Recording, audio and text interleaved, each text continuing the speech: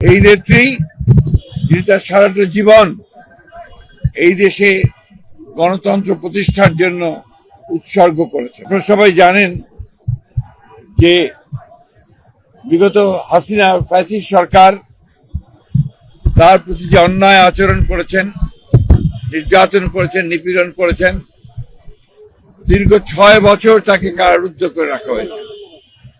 এর মধ্যে 2 বছর তিনি একটি নির্জন কারাগারে, পুরনো কারাগারে, কেন্দ্রীয় কারাগারে তাকে আটক করে রাখা হয়েছে এবং সবাই সন্দেহ করেন যে সেইখান থেকেই তার এই রোগের সূচনা হয়। একটা অপরাধমূলক অবহেলা, চিকিৎসার অভাবের কারণে তিনি আরো অসুস্থ হয়ে পড়েন। এরপরে আপনারা জানেন যে গত 4 বছর কোভিডের সময় থেকে তিনি গুরুতর অসুস্থ হয়েছিলেন। আল্লাহর অশেষ রহমতে তিনি সুস্থ হয়েছিলেন। এই কয়েকদিন আবার অসুস্থ হয়েছেন।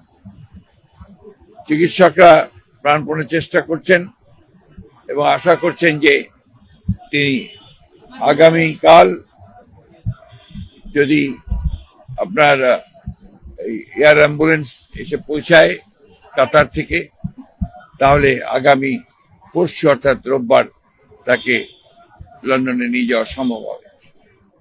তবে তিনি এখনো গুরুতর অসুস্থ, সেই কারণে তিনি ফ্লাই করতে পারবেন কিনা সেটা ডাক্তাররা নিশ্চিত করলেই তাকে ফ্লাই করে নিয়ে যাওয়া হবে অ্যাম্বুলেন্সে করে। আমরা আজকে এখানে এই নয়াপল্টনের এখানে মসজিদে আমরা নামাজ আদায় করেছি, জুমার নামাজ।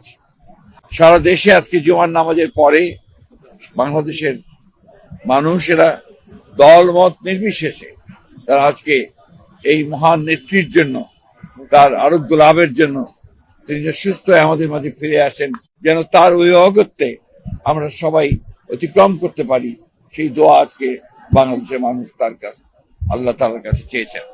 আমি আবারও পরম করুণাময় আল্লাহ তাআলার কাছে দোয়া করছি, প্রার্থনা করছি যে আল্লাহ তাআলা যেন তাকে সুস্থ করে আবার আমাদের মাঝে ফিরিয়ে নিয়ে আসেন।